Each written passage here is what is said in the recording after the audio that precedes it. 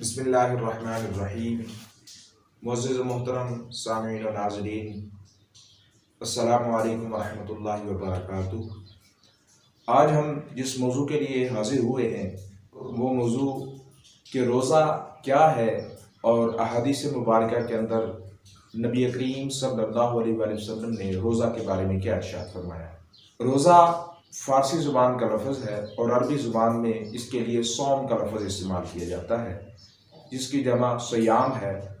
اللہ تبارک و تعالیٰ نے قرآن کریم کے اندر روزہ کی فرضیت بیان کرتے ہوئے ارشاد فرمایا، یا ایھا الذین آمنوا کتب علیکم الصیام کما کتب علی الذین من قبلکم لعلکم تتقون۔ اس آیہ کریمہ کے اندر دو چیزیں ہیں۔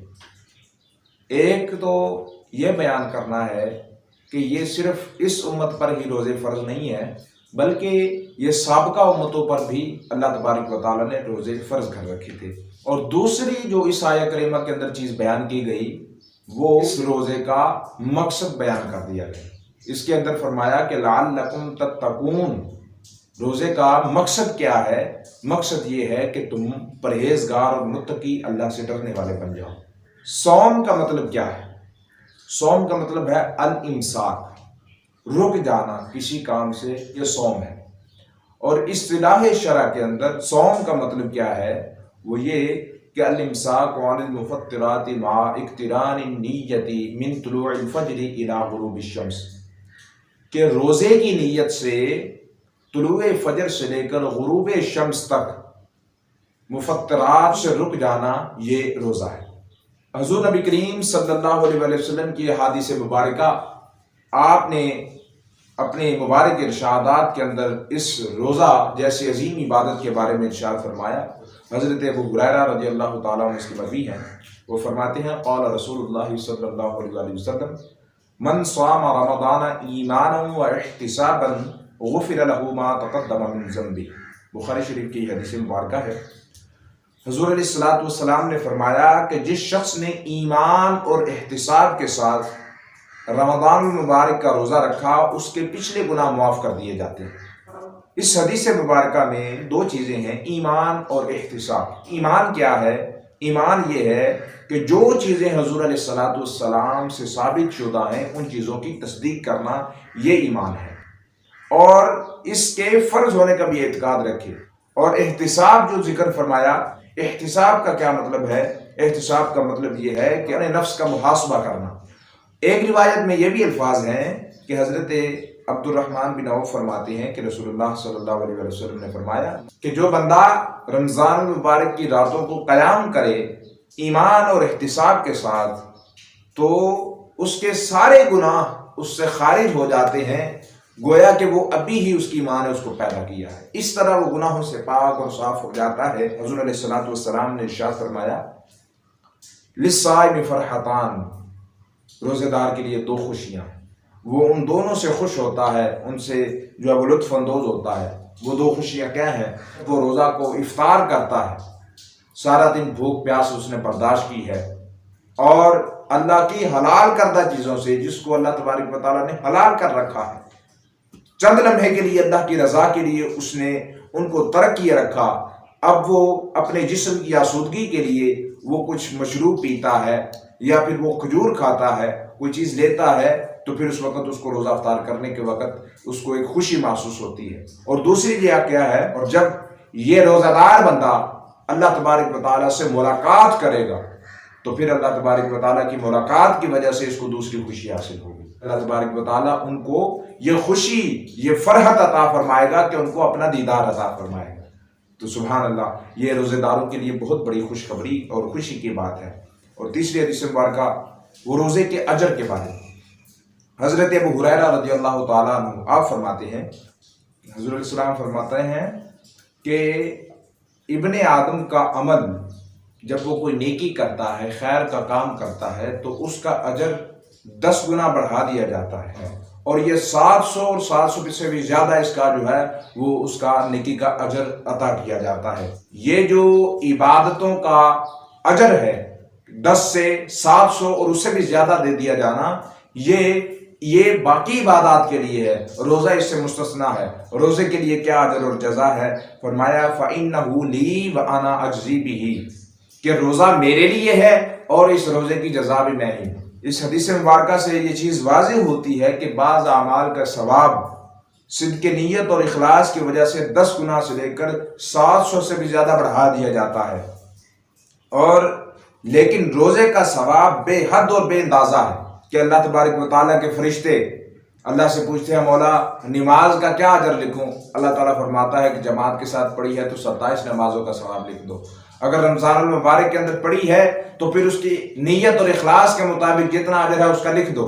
باقی عبادات کے بارے میں بھی فرشتے سوال کرتے ہیں، اللہ تبارک و تعالیٰ ان کو بتاتا ہے، لیکن جب روزے کی باری آتی ہے، روزے کے بارے میں فرشتے سوال کرتے ہیں مالک ان کا روزے داروں کا کیا اجر لکھیں؟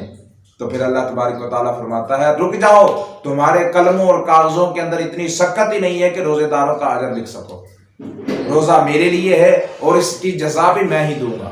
حضرت عثمان بن ابن ابی عاص رضی اللہ تعالیٰ عنہ آپ سے مروی ہے، فرماتے ہیں کہ میں نے حضور نبی کریم صلی اللہ علیہ وسلم کو یہ فرماتے ہوئے سنا کہ روزہ ڈھال ہے، جس طرح کہ تمہاری لڑائی کے لیے تمہارے جنگ کرتے وقت ایک ڈھال ہوتی ہے جو تمہیں بچاتی ہے، اسی طرح روزہ بھی ڈھال ہے کہ روزہ گناہوں اور آگ سے حفاظت کا سبب ہے۔ بندہ روزہ رکھتا ہے، اللہ تبارک و تعالیٰ کی رضا اور قرب حاصل کرتا ہے اور جو ہے وہ آگ سے محفوظ ہو جاتا ہے۔ حضرت ابو ہریرہ رضی اللہ تعالیٰ عنہ آپ روایت فرماتے ہیں قال رسول اللہ صلی اللہ علیہ وسلم والذی نفس محمد بیدہ لخلوف فم الصائم اطیب عند اللہ یوم القیامۃ من ریح المسک۔ حضور علیہ الصلوۃ والسلام نے ارشاد فرمایا کہ قسم ہے اس ذات کی جس کے قبضہ قدرت میں محمد کی جان ہے صلی اللہ علیہ وسلم، روزے دار کے منہ کی ہوا اللہ تبارک و تعالیٰ کے نزدیک قیامت والے دن کستوری سے بھی زیادہ خوشبودار ہو۔ اب کستوری دنیا کی مہنگی ترین اور عظیم ترین خوشبو ہے۔ جب آپ دیکھیں ایک روزے دار کو جب وہ افطاری کا وقت اس کا ہوتا ہے، جب وہ روزہ افطار کرنے لگتا ہے تو پھر اس وقت تک اس کا معدہ خالی ہونے کی وجہ سے بدبو چھوڑتا ہے۔ اگر کوئی اس کو سونگا جائے تو پھر عام کو طبعاً بدبو محسوس ہوگی، لیکن اللہ تبارک و تعالیٰ کے نزدیک اس کی خوشبو کستوری سے بھی زیادہ بہتر ہے۔ قاضی ایاز آپ فرماتے ہیں کہ اس سے مراد اللہ تبارک و تعالیٰ روزے دار کو اس کے خالی معدے کی بو کی وجہ سے، جو اس نے روزہ رکھ کر مشقت برداشت کر کے معدے کی وجہ سے وہ بو پیدا ہو گئی، اللہ تبارک و تعالیٰ قیامت کے دن اس بو کے بدلے اس کو کستوری کی خوشبو عطا فرما دے۔ حضور علیہ الصلوۃ والسلام نے فرمایا، حضرت ابو ہریرہ رضی اللہ تعالیٰ عنہ اس کی روایت کرتے ہیں، فرماتے ہیں اذا دخل شہر رمضان فتحت ابواب السماء وغلقت ابواب جہنم وسلسلت الشیاطین، کہ جب رمضان المبارک کا مہینہ آتا ہے تو اللہ تبارک و تعالیٰ 3 فیصلے صادر فرماتا ہے اور 3 فیصلے کرتا ہے۔ ان میں سے پہلا کیا ہے کہ فتحت ابواب السماء، اور دوسرے روایت کے اندر ہے فتحت ابواب الجنہ، کہ جنت اور آسمان کے دروازے کھول دیے جاتے ہیں۔ مطلب کیا ہے؟ مطلب یہ ہے کہ رمضان المبارک کے اندر اللہ کی رضا اور اللہ کی خوشنودی حاصل کرتے ہوئے جنتی بننا آسان ہو جاتا ہے کہ بندہ اللہ تبارک و تعالیٰ کی رضا حاصل کرنا چاہے۔ دیکھیں رمضان المبارک کے اندر اگر آپ ایک نفل پڑھتے ہیں تو اس کا ثواب آپ کو ایک فرض جتنا دیا جاتا ہے، اگر آپ ایک فرض ادا کرتے ہیں تو آپ کو عام دنوں کے 70 فرضوں کے برابر اس کا اجر دیا جاتا ہے۔ مقصد کیا ہے کہ یہ مسلمانوں کے لیے ایک لوٹ سیل میلہ ہے کہ آپ جہاں پر جب وہ کسی مارٹ کے اندر کوئی سیل لگی ہوئی ہو تو لوگ وہاں پر ہجوم ہوتا ہے، وہ اپنا ضروریات زندگی ایسی چیزیں بھی خرید لیتے ہیں جن کی بندے کو ضرورت فی الحال نہیں ہوتی کہ بندہ اس کو بعد کے اندر استعمال کرے گا۔ تو اللہ تبارک و تعالیٰ کی طرف سے یہ رمضان المبارک کا مہینہ نیکیوں کا میلہ ہے، نیکیوں کی سیل ہے کہ لوگوں تمہارے لیے ایک ایسا مہینہ بنا دیا گیا ہے، اگرچہ تمہارے اعمال کم ہیں لیکن اس کے اندر تم اپنے اعمال کرو، کثرت نوافل کرو، فرائض کو پورا کرو، تو اللہ تبارک و تعالیٰ فرماتا ہے کہ تمہارے اعمال کو بہت زیادہ بڑھا چڑھا کر تمہیں اجر دیا جائے گا۔ اور دروازے آسمان کے کھل جانے کا مقصد کیا ہے کہ آسمان کے دروازے کھل جاتے ہیں، بندے کے اعمال، بندے کی دعائیں، بندے کی التجائیں جو بندہ مالک سے کرتا ہے وہ بلا حجاب آسمانوں کے دروازے کھلے ہیں، ڈائریکٹ اللہ تبارک و تعالیٰ کی بارگاہ میں پہنچتے ہیں۔ تو یہ اس کا معنی مفہوم فرمایا۔ دوسرا جو فیصلہ صادر ہوتا ہے وہ غلقت ابواب جہنم، جہنم کے دروازے بند کر دیے جاتے ہیں۔ جہنم کے دروازے بند کر دینے کا مقصد کیا ہے؟ مقصد یہ کہ جب سارے جنت کے دروازے کھلے ہوئے ہیں، آسمان کے دروازے کھلے ہوئے ہیں، جنتی بننا لوگوں کے لیے آسان ہے، تو پھر جہنم کے دروازے بھی بند کر دیے۔ لوگوں اللہ تبارک و تعالیٰ کے غضب پر اس کی رحمت بھاری ہو گئی ہے۔ تیسرا جو فیصلہ صادر کیا جاتا ہے وہ سلسلۃ الشیاطین، اور ایک حدیث مبارکہ کے اندر صفدت الشیاطین، شیطانوں کو جکڑ دیا جاتا ہے، شیطانوں کو قید کر لیا جاتا ہے۔ اب شیطانوں کو جکڑ دیا جانا، اس کے اندر بھی لوگ بڑے شش و پنج کے اندر مبتلا ہوتے ہیں کہ شیطان جکڑے ہوئے ہیں، اس کے باوجود بھی ہم دیکھیں تو لوگ برائی کی طرف مائل ہیں، لوگ پھر بھی گناہ نہیں چھوڑتے۔ تو پھر اس کے اندر یہ سمجھنا چاہیے، اس نے 11 مہینے شیطان کے بہکاوے کے اوپر اللہ کی نافرمانی کرتا رہا، اب تو خود اس کے اندر، اس کے سسٹم کے اندر ایک چیز پیدا ہو گئی ہے اللہ کی نافرمانی کی، اللہ تبارک و تعالیٰ کے حکامات کو پس پشت ڈال کر اپنے خواہشات نفس پر عمل پیرا ہونے کی۔ تو پھر اللہ تبارک و تعالیٰ کی وہ عبادات کا سلسلہ، اللہ تبارک و تعالیٰ کے احکام و اوامر و نواہی کا سلسلہ، وہ اس پر عمل کرنا اس وقت بھی مشکل ہوگا۔ شیطان تو جکڑے ہوئے ہیں، لیکن سب سے بڑا شیطان انسان کے اندر بیٹھا ہوا اس کا نفس ہے۔ اس کا دوسرا مفہوم کیا ہے کہ شیطانوں کو جکڑ دیا گیا ہے، اور یہاں سے یہ بتانا مقصود ہے انسانوں کو، خاص طور پر مسلمانوں کو، کہ لوگوں تم جو کہتے ہو کہ شیطان جو ہے وہ کھلے ہوئے ہیں، ہم اس کے بہکاوے میں آ گئے، شیطان نے ہمیں برگلا دیا، اب تو شیطان بند ہے، اب تم کس کے کہنے پر اللہ کی نافرمانی کرتے ہو؟ اب ایسی کون سی چیز ہے جو اللہ کے احکامات پر کی طرف لے کے آنے والی نہیں ہے؟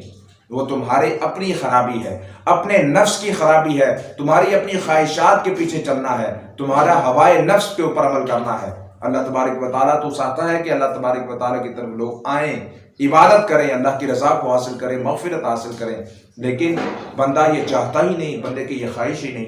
حضور علیہ الصلوۃ والسلام، حضرت سہل بن سعید آپ فرماتے ہیں، نبی کریم صلی اللہ علیہ وسلم نے فرمایا ان فی الجنت بابا یقال له الریان، کہ جنت کے اندر ایک ایسا دروازہ ہے جس کا نام ریان ہے، یدخل منہ الصائمون یوم القیامہ، کہ اس سے صرف روزے دار ہی داخل ہوں گے قیامت والے دن، لا يدخل منہ احد غیرہم، اور روزے داروں کے علاوہ کوئی بھی بندہ اس دروازے سے داخل نہیں ہوگا۔